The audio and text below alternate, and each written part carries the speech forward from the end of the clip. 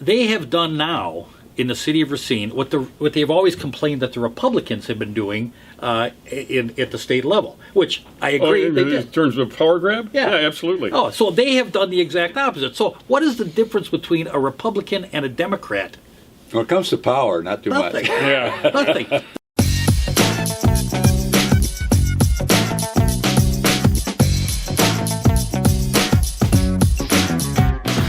Oh, good morning. Welcome back to Talking Racine. I'm Dr. Ken Jorgen, your host. Seated next to me is Mr. George Myers. Good morning. And Mr. Jim Spodek. Morning. And we're going to talk mainly about the May 7th City Council meeting this morning. We look upon what happened as a just blatant power grab on the part of the administration.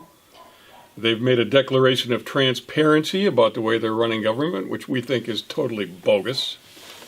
And the City Council has just followed down the garden path. They've taken a self-weakening stand on their responsibilities to us as our governing agents, as our representatives.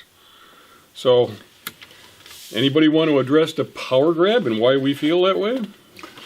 Well, it starts with a relatively simple part of the council meetings called communications. When any alderman or any citizen of the city wants the council to address something, wants to get something changed, a stop sign put in, or maybe something about their business, they start with submitting a letter to the city clerk. Sometimes it's just directly to the city clerk. Often, I think it's a good idea to get your alderman involved and have the alderman do it for you. Gives it a little bit more weight. And at the beginning of the council meetings, not at the very beginning, but right after the public comments where you hear people get up there, private citizens say things, then they start with the communications. It's a relatively short part of the meeting, 5 or 6 minutes. This particular meeting that where they attacked this item, it was a 6-minute. It was a 6-minute communications reading and a 3-hour and 46-minute council meeting. That would have shortened it to 3 hours and 40 minutes. All right. It's very insignificant. So why on earth do that? Why eliminate that particular thing? Well, the explanation at the meeting was that it smoothed things out. So, because this is council business, whether we receive and file, which to me is like a FYI. I guess I'm not understanding why we would not want to include those kind of items in our committee report. Anybody answer that question?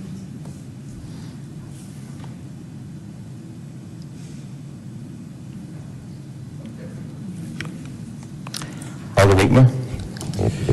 Yeah, I think this is just in a practice working towards efficiency, and B, the fact that this information is available. It's just not something that's going to be directly discussed on the floor anymore. This is all on Legistar. It's all on agendas that have been posted and provided to the public, and this is just eliminating a step that is public knowledge, public accessibility, and just one thing that we really didn't feel needed to be taking up time on the council floor on the evening of.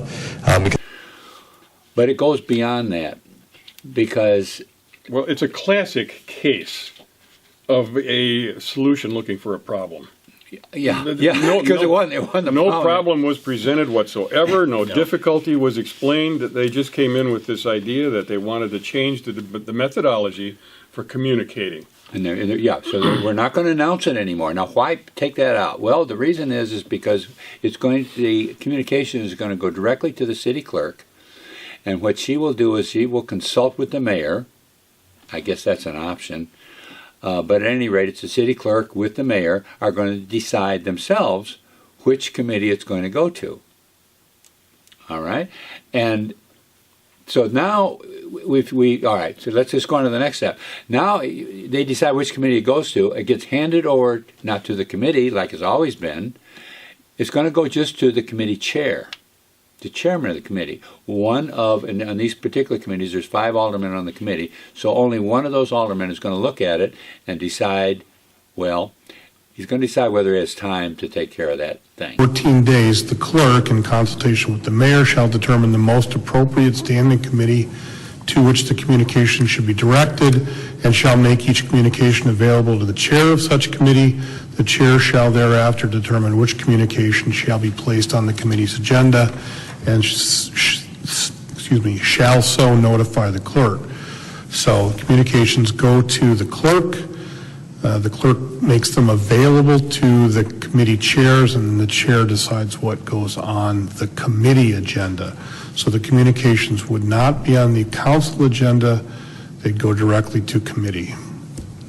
Yeah, it's his decision. His discretion. Whether Yeah, or his not he discretion. even wants to place it on the committee's agenda. And I use those terms very loosely about whether he has time, because it could be totally political. As anybody knows anything about politics knows, is that it could be something that the person, the mayor and the committee chair have agreed to, that we don't want to listen to this. And that's where the power grab comes Yeah, in. right. Because here's the other part that's very essential to understand that. There's 15 aldermen.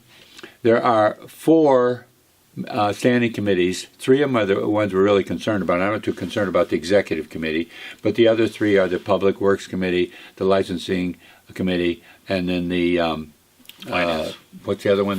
Finance Committee. Yep. So the mayor is the one that appoints not only the members of the committee, but the chair of the committee. So if the mayor has his 3 people on top of those 3 committees, now you see the power grab, because now we have 4 people instead of 16, or even the public being involved. All this is done behind the scenes now. Right. See? Right. It's no longer in public anymore. Yes, you can find out about it. If you know how to look up Legistar and you know how to do certain things on the computer, it is possible to find it. Well, and that was the really distasteful part where they talked about it being transparent, because you can go to Legistar and find it. But there were other points of access that already exist, and those are being eliminated. We're talking about a common council agenda that says here are the communications. Like any other common council agenda probably in the whole state. I went and actually looked, and I could not find one that did not have it. And now I'm thinking Racine is now eliminating the communications that come in. And in that meeting... Well, they're restricting them. They're tightening down the process. They're pulling a shade down over one of the windows. They call it streamlining, but in fact what they're doing is reducing access to it, because it's only going to go to the committee chairs, and the committee chairs will decide whether or not they even want to place it on the agenda for the committee meeting, for the rest of the committee members to hear. And why are the committee chairs, they're appointed by the mayor? Well, who do you think their alliance is going to be to? You and me, of course. By the way, I think, Trevor Young is a new council member. He actually claimed that the chair having this option to take up the item improves transparency. Can do is I can draft a policy that then goes to the proper committee, then what happens with the proper committee, if it gets approved, goes to the council, and then it becomes an ordinance or a resolution. So, I remember growing up watching Schoolhouse Rock, where they explained how a bill becomes a law, and I don't understand why it would have to be more complicated at the local level than it would at the federal level or the state level. So number 1, simplifying the process equals more folks being engaged, number 1. Number 2, transparency. That word is something that I think everybody here can agree on. It's just different as to how we approach it. I believe that it's critical that we have public comment, that we have folks who are engaged, who are part of this process. It will say all persons, including aldermen interested in committee agenda items, shall be permitted to provide input.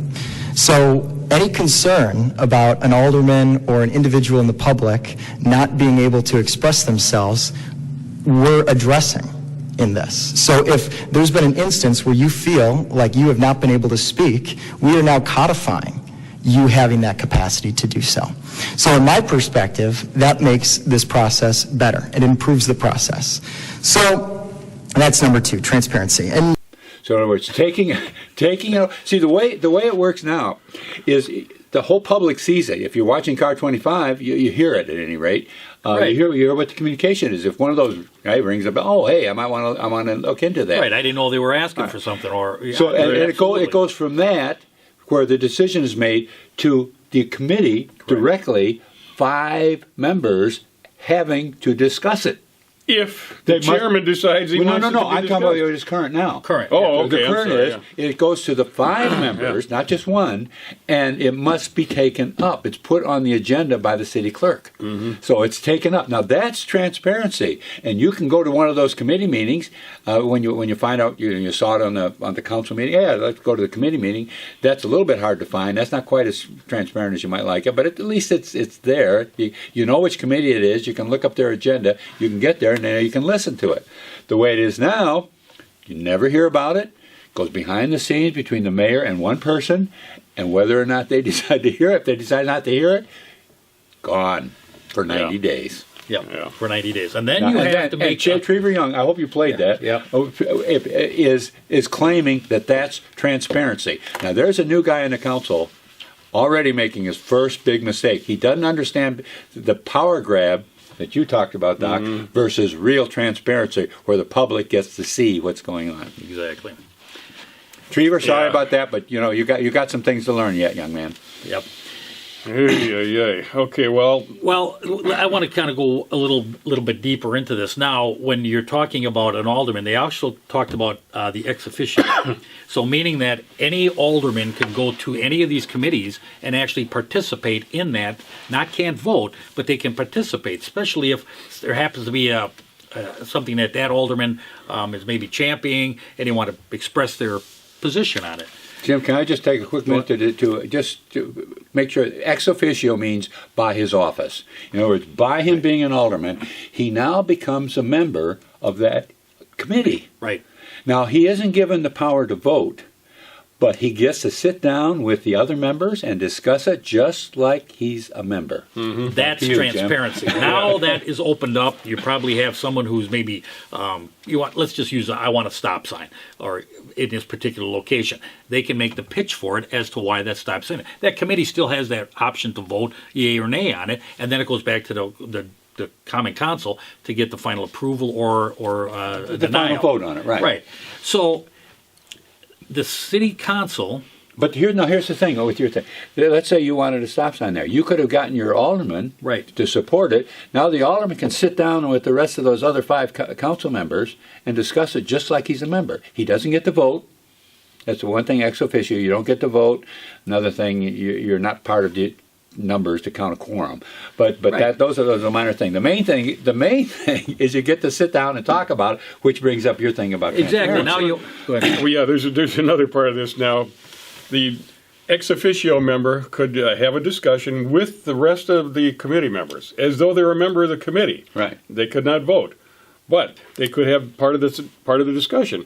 Now, it's immediately after calling an agenda item, which means that if the chairman has decided to place it on the agenda, he calls that agenda item. Now, people that are interested from the public, or any alderman that is not a member of the committee, has an opportunity to comment on that agenda item. That is all they have. The alderman no longer is able to sit down and discuss this collegially with the rest of the committee members. Now, the committee shall immediately, after calling each agenda item, permit input from any person, including aldermen, which input shall be limited to such agenda item. We're only going to talk about one item at a time. The chair may limit each person providing input to a reasonable time. That's a pretty wide open, subjective real kind wide of, That's enough, Alderman. We've heard enough. We've heard enough. You opened your mouth, close it. based on the circumstance. Yeah, and here's another real problem. So what with is that? Yeah, that... Here's another real problem with that. It only gets to speak, the public and the aldermen not on that committee only get to speak at the beginning, right at the beginning. Right. Now, as the communication goes on, if you've ever attended any meeting of any sort, other items get brought up. Well, maybe that alderman would like to participate in some of those things that got brought up, but nope, the door's been shut. Well, by other items, you mean ideas pertinent to that item. Right, that's what I mean. Yeah, other ideas pertinent to that item, right. Yeah. So as a member ex officio, as new things are brought up, with regards to that item, the alderman gets to discuss it because he's a member of the committee ex officio. But the way it is now, the alderman is not allowed it. And here's the real tough part to this is the aldermen themselves, by a 13-2 vote, voted to take themselves out of this position of ex officio. Mm-hmm. They just stripped themselves It's of amazing. this. Yeah, and it's a to me it's a totally irresponsible thing to do. Oh my God. That's the self-weakening position that I talked about at the beginning there. They completely abdicated their power. They did. Yeah. They just stripped themselves of that ability. I look at it as one of a couple things. One is it could be just stupidity. In other words, they didn't understand what they did. They don't understand, right. They don't know what they did. The other thing is they could be saying, I'm glad I don't have to be smart and get it. I mean, because I'm not smart. I don't know what the hell's going on. All I gotta do is drop the I'd rather lose that power, Right. They're going to pay me just to sit here and vote at the end when it comes back to me. All I got to do is yay or nay, and how do I vote? Yeah. I mean, but you have to remember, the power is in the mayor now appointing these committee heads. Now, those committee heads are going to do whatever that mayor wants. And and you can watch it in the Common Council, almost like they're begging for something. Please, Mayor, allow me to be a committee chairman so I can have that power and I can dictate that power. Now, think about these aldermen that are less or not thought of as with the team. They're never, ever going to have any power. They're not going to be one of those chairmen, for sure. That's absolutely All the mayor has to do is find 3 people to kowtow him to his every And they have no breath and problem word. with that. And put them as the chairs, all right? And then now the total control is with the mayor, with 4 people. Correct. And they're specifically picked by the mayor because they follow his beck and call. So that's what Doc was referring to as power grab. It looks simple. All they did was take Streamlining. streamlining. All they did is take the communications off. It's 5 minutes of Do the you meeting. think these aldermen are really that? But this is a huge shift in power, is what it is. Do you think they really don't understand what they did? I think they've ably demonstrated that reality. Yeah. I think a lot of it's pure ignorance. Certainly with people, like the new aldermen. None of them knew what was going on. The really disappointing thing is people that were even questioning these changes ended up voting for these changes. And what you got to understand is this is an amendment to ordinance that we're talking about here. Right. So the alderman did have this power to go and sit on these committees, act as an ex officio member, and now what is happening here is this is part of the amendment that the executive committee proposed, which is the mayor and his select few. Delete the words. Each alderman shall be an ex officio member of all standing committees, except the one to which she or he has been appointed, and shall have all of the privileges of membership except the right to vote. So they're basically taking that out, changing the ordinance. saying you can't do that anymore. Right. You don't get to be Well, a here's member. the You don't thing get to sit down And they had a discuss it. long discussion about this at the city council meeting. Discuss it at length. And some of those, there are about 3 or 4 were on the council a year and a half ago when it got put on. Right. Yeah. After much discussion and much fighting and just going through it, the importance of this and how the history of it was that back in the old days it was polite. If a chairman noticed an alderman at a committee meeting, noticed an alderman in the room, he'd say, "Alderman, did you have come here for some reason? Would you like to participate?"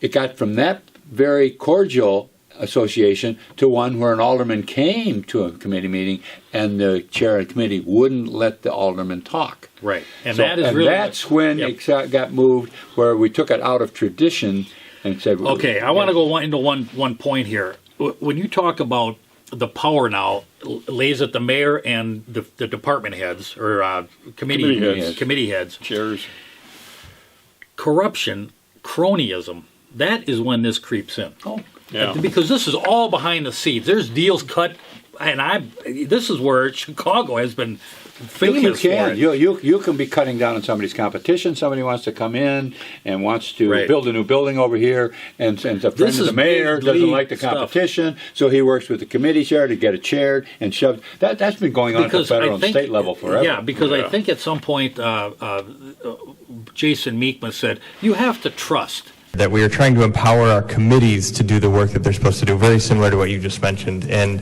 I think that there needs to be a level of trust that we're showing in our committee's ability to make decisions that are for the good of the community. That's why we have committees and not just address everything on council floor that would defeat the purpose of having committees. So, I think this is really us taking the action of saying we trust our committees to make the appropriate decisions about items. In questions of power, then, let us hear no more of confidence in man, but bind him down from mischief with the chains of the Constitution. Thomas Jefferson.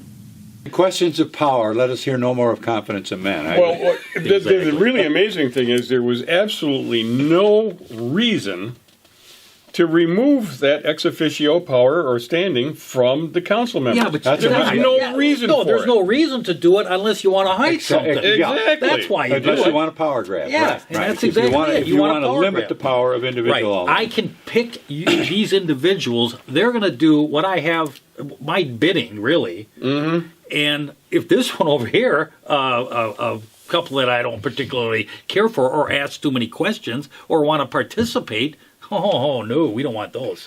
No. That's the last piece we want. And I remember one of the objections to it, to make him ex officio, came from Q.A. Shakur, I believe it was. And that was that, well, if all the aldermen can just come in and be on my committee, we're never going to get through any business.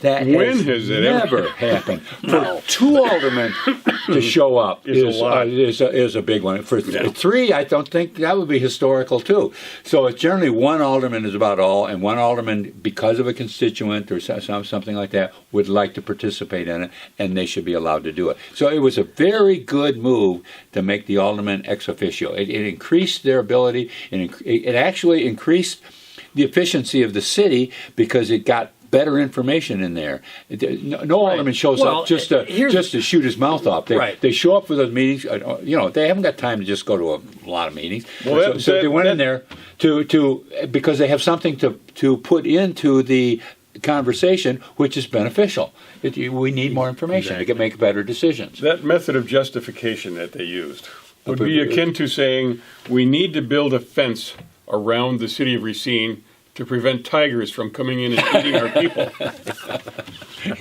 Well, so we put the fence up and say, well, there's no tigers around here. Hey, it's working, right? It's working, No, it was, I'll tell you what, that was a 3-hour meeting. We sat through it. It was the most disgusting meeting I think I've ever seen at the Common Council. You guys owe us big time for this was painful, very painful to watch. But, the proof is going to be in the pudding, but I'm telling you, the more you put behind the scenes, the more issues are going to rise. And, we're talking about, we've already had the mayor of the city of Racine given the no friend of open government. Now, this is... Boy, he's getting right up there to the front. And right. We might even get Trevor in there. Trevor, just keep talking like that. We'll see if we can get you an award. Here's another cute little thing that's part of the amendment.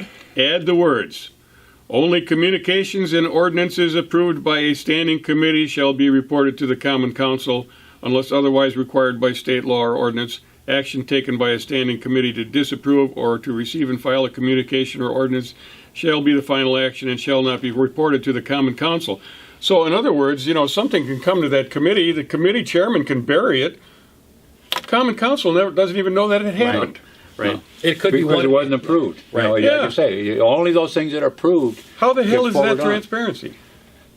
It's not. That's the problem. At least before, it was broadly publicized. I mean, it was right on Car 25. The clerk read it off. It goes to the committee where all 5 aldermen, and anybody can go there. Jim, you can go with your camera. It's coming up. That's transparency. Yep. Now, it's not as transparent as it could be. We know that we've got, but this just pulled a couple more shades down over the little bit of transparency that's there is the problem. Well, here's the other thing. Now worse. this goes to a committee. They talk about it. It comes back to the Common Council.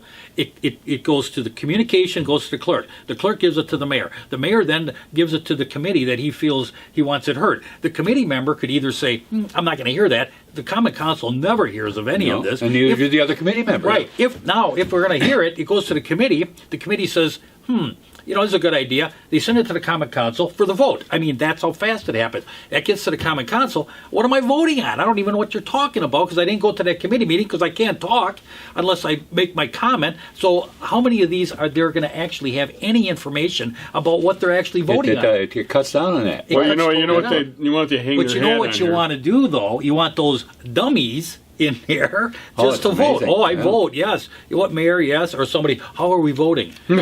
That's what Yeah, happens. how many times you see And that? that is what we've got now.